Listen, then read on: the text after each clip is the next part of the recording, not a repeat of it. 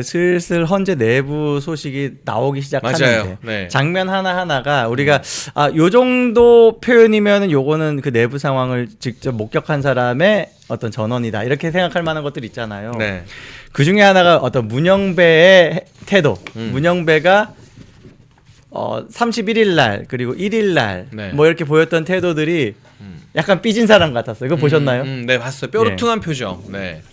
막 지금 그때 이제 그런 이야기가 있습니다. 복도에서 들릴 정도의 고성으로 재판관들이 막 이렇게 어떻게 보면 충돌이 있었고 그렇게 해서 문영배가 그 평일을 마치고 나와가지고 직원에게 그 선고를 준비하라 했더니 이제 내부 직원들이 그러면 4월 4일이겠구나라고 자기네들이 이제 예상을 했고 그 다음 날에 있었던 평의에서 원래 10시에 해야 되는데 11시에 열렸다고 해요. 네. 그 평의에서 4월 4일 날에 이제 선고도 시간도 정하고 날짜도 정하고 그걸 이제 직원에게 얘기하면서 그 옆에 재판관들이 있는 데서 됐죠. 그 태도. 네. 요거는 누가 봐도 자기가 원해서 하는 것도 아니고 자기가 바라는 방향도 아닌 거예요. 떠밀려서 하는 것이고 문영배가 떠밀려서 하는 것은 우리가 바라는 결과에 가까울 때다. 그렇죠. 예. 네. 탄핵 기각에서 변동이 없는데 문영배는 일정을 안 잡아주고 싶었지만 김복형 재판관을 중심으로 빨리 선고 기일 잡아야 된다. 우리는 안 변한다라고 말하니 문영배가 마지못해 등 떠밀려 선고 기일을 잡으면서 재판관들에게 이제 됐냐? 너네가 하자는 대로 했으니까 속 시원하냐? 라는 그렇죠. 취지의 됐죠? 라는 발언을 했다는 게 중앙일보의 유력한 보도로 나왔습니다. 맞습니다. 네. 그걸 보게 되면 지금 4월 4일의 선고가 문영배나 좌파 판사들이 원하는 방향으로 가는 것은 아니다라는 강력한 증거가 아닐까 싶습니다. 그래서 저는요. 누구냐? 그 원내대표. 민주당의 원내대표 박찬대요? 찬대. 네. 코찬대를 굉장히 칭찬하고 싶습니다. 계속 똥볼을 차주는 사람이에요. 그러니까 안 그래도 민주당 내부에서도 심지어 친명계 인사들도 박찬대 때문에 박찬대의 극단성에 네. 당 운영 너무 맞아요. 너무 저질스럽게 그 완전히 그 개딸들 중에서도 가장 강성한 그런 수요만 반영하는 듯한 그런 미친 듯한 폭주. 우리가 어떻게 보면 윤석열 대통령이 계엄령까지 할 정도로 이거는 입법 독주다, 독재다. 뭐 정부 마비다, 행정부 마비다, 사법부 마비다 이렇게 이야기했던 거 주도했던 게 다 행동대장했던 게 다 박찬대잖아요. 물론 그 뒤에 이재명 원하는 대로 했을 거라고 우리가 예상 가능하지만 네. 그런데 어쨌든 이재명이 뭘 시켰건 간에 박찬대는 그거를 수행함에 있어서도 좀 기술이 필요한 거예요. 그런 소위 기술이 말해서 덜 떨어졌다는 거죠. 너무 없고 거칠어. 정말 덜 떨어졌어. 아니 이재명 코딱지나 파다가 그 공로로 원내대표 됐는데 무슨 그러니까요. 정치 기술이 있겠어요. 그러니까요. 이게 예. 결정적 한 방이 박찬대가 헌재 재판관들 이름을 거론하면서 그렇죠. 뭐 을사오적에 비유한 게 네. 그 거론된 재판관들은 말할 것도 없고 헌재 재판관들 8명 사이에서 야 이건 아니지 않냐. 그러니까요. 이게 어떻게 보면 박찬대의 결정적 자살골이 됐다는 취재나 후문도 만만치 않더라고요. 그 하여간 뭐 여러 차례 그런 연설을 했는데 8명을 다 언급을 할 때 분류를 3, 2, 3 이렇게 했어요. 머리 가슴 배처럼.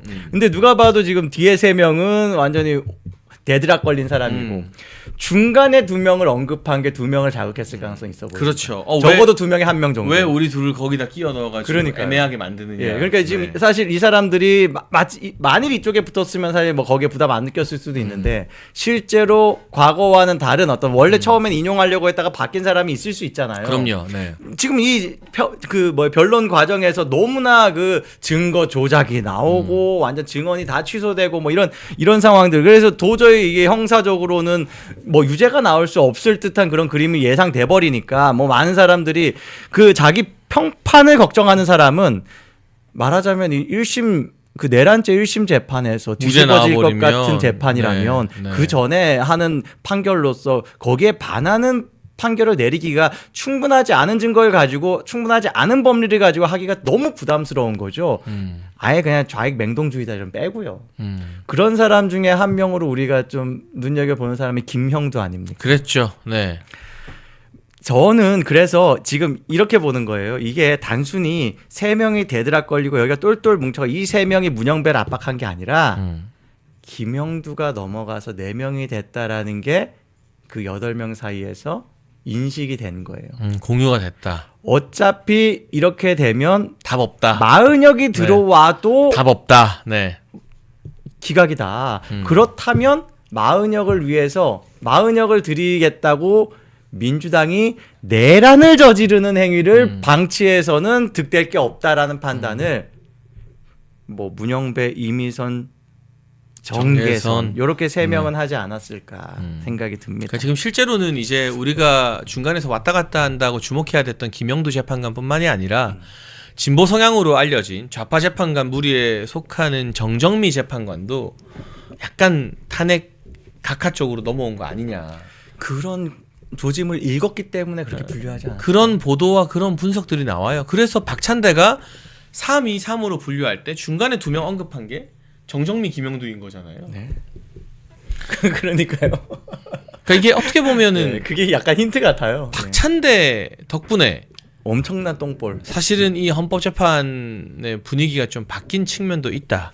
저는 4월 1일 날 딱 그 보도가 나왔을 때 선고 날짜 정했다는 보도 나오자마자 마음이 완전 편안해졌어요. 왜냐 이게 이미 기시감이 있습니다.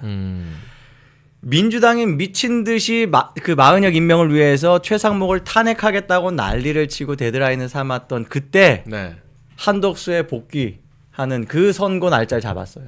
그것도 굉장히 이례적으로 금요일인가 목요일인가 밤에 알림 문자로 공지 문자로 하고 월요일날 바로 선고를 맞아요. 했습니다. 네. 그건 이미 다 결론이 난 걸 자기네들이 그렇죠. 쥐고 있다가 발표 시점을 그렇게 정한 건 그 재판의 주심 재판관이 누구죠? 김영두입니다. 맞아요. 네. 김영두가 문영배를 말하자면 문영배도 결정권이 있으니까 권한 대행이기 때문에 같이 압박을 해서 이거 발표해야 된다. 그렇지 않으면 정말 이거 말도 안 되는 파국이 온다. 그런 과정에서도 사실 이 김영두는 아무래도 윤석열 대통령 어떤 탄핵 판결에 대해서도 어느 정도의 내심을 비쳤을 가능성도 있어 보여요. 그래서 점점 이 좌익 재판관들이 마은혁 임명하려는 무리수를 위해서 시간을 끄는 걸 포기하게 만든 그 과정이 그때 있었다고 저는 이제 겉으로 이야기하지 않았지만 뭐 그렇게 보고 있었거든요. 근데 이 4월 1일은 어떤 날이냐? 바로 박찬대가 4월 1일 데드라인 삼은 날입니다. 이때까지 안 하면 한덕수도 재탄핵하고 뭐 다 하겠다 했던 예, 날이죠. 둘 다 탄핵하겠다 이렇게 그리고 뭐 둘 다 탄핵 정도가 아니라 국민의원 하나하나 순서대로 다 탄핵해가지고 실제로 마비까지 만들겠다는 얘기니까 그게 사실 김어준이 뭐 그 방송에서 했던 이야기죠. 네. 김어준이 그냥 명령한 거죠. 그거. 지령을 내린 거죠. 예, 지령 완전 아니, 지령 내린 김어준은 거죠. 헌재 재판관도 탄핵하라고 지령을 내렸어요. 그렇죠. 네. 예, 예. 아니, 그 정도 되면은 지금 뭐 김영두 같은 사람은 제일 이제 그런 것에 뭐랄까 분노할 수 있죠. 그렇죠. 네. 거기에 이제 당연히 나머지 3명 같은 경우는 당연히 그렇고 이런 상황에서 그걸 발표한 날이 그리고 굉장히 전격적으로 4월 1일 날 그걸 한 것 우리가 보통 이제 그렇게 얘기하잖아요. 요 지금 날짜를 발표하는 게 보통 이틀 전에 한다라고 했는데 그것보다 빠르게 31일 날 벌써 밖을 돌았는데 그게 저는 사실이라고 느껴져요. 그날 결론이 났다 사실은. 예. 네. 3월 31일 날 박글이 정청래가 민주당에 4월 4일 날 선고할 것 같다고 보고를 했다라는 내용인데 이 표현도 그렇죠. 4월 4일 날 선고할 것 같다 하잖아요. 근데 어쨌든 선고하겠다라는 얘기, 선고를 위한 준비를 한다는 얘기가 벌써 정청래에 들어간 겁니다. 그 경로는 아마도 31일 날 누구예요? 그 문영배가 나오면서 선고 준비하세요라는 말을 듣고 직원들이 4월 4일로 추정했던 것 그걸로 일단 얘기가 전달된 것 같고 그런 과정에서 아주 전격적으로 1일 날 오전에 팡 하고 터지고 뭐 이런 것들이 다 지금 민주당의 미친 듯한 폭주를 막아 세워야만 하는 사실 그렇게 해야만 헌재가 존립할 수 있는 그런 조건인 거예요. 그렇다는 건 이미 데드락이 아니고 4대4 정도 팽팽하게 됐다. 그래서 마은혁이 변수가 아닌 상황이 이미 됐다. 이렇게 예상할 수 있다. 네, 정말 중요한 책 소개 하나만 드리려고 합니다. 여러분, 저희 환신골드 옆에 건국 대통령 이승만 1, 2권 세트가 놓여져 있습니다. 이승만 대통령님의 존영이 표지로 사용되는 거 여러분 보실 수 있는데 올해는요. 이승만 대통령 탄신 150주년 되는 해라고 합니다. 그래서 연개소문과 대조영 등 유명 작품을 쓴 유현종 작가가 이 건국 대통령 이승만이라는 실록 소설을 집필했어요. 나라와 국민을 사랑하는 이승만 대통령님의 삶의 여정을 가슴으로 느낄 수 있는데요. 현재 서점에서는 1권과 2권을 4만원 정가 판매 중인데 오직 멸콩TV 구독자분들께만 택배비 포함해서 4만 원의 절반인 2만 원에 오. 이 건국 대통령 이승만 1, 2권 세트를 드립니다. 나라를 사랑하는 우리 애국 시민 여러분, 멸콩 TV 구독자, 시청자 여러분의 힘을 보여 주십시오. 아래 번호로 전화 주시면 건국 대통령 이승만 1, 2권 세트를 정가 4만 원의 절반인 2만 원의 택배비 포함으로 드리니까 이거 정말 인쇄비만 받고 저희가 이승만 대통령 많이 알리고 싶어서 멸콩 TV가 준비한 거거든요. 여러분 읽어보시고 자녀분들에게도 권해주시고 사무실에 집 서재에 이게 딱 놓여 있으면 그걸로 말 필요 없이 인증이 딱 되는 거예요. 맞아요. 제가 참 안타까운 게 이렇게 이제 젊은 청년들이 이제 연설하는 걸 자주 듣잖아요. 그런데 이승만 대통령 말할 때 자신감이 없어요. 잘 몰라. 그리고 네. 항상 이야기하는 게 공과 과 이렇게 이야기해요. 과가 엄청나게 크지만 공도 있습니다라고 하는 정도 유보적인. 우리가 다 전교조들한테 가스라이팅 돼 있는 그래서 거죠, 그런 그게. 거예요. 아니에요. 그 지금 이승만 대통령은요 공으로 사소한 작은 과들을 다 덮고도 남습니다. 그래서 저는 이승만은 우파 필수 과목이 되어야 된다라고 생각을 해요. 우리 반드시 읽어봐야 되는 책이다.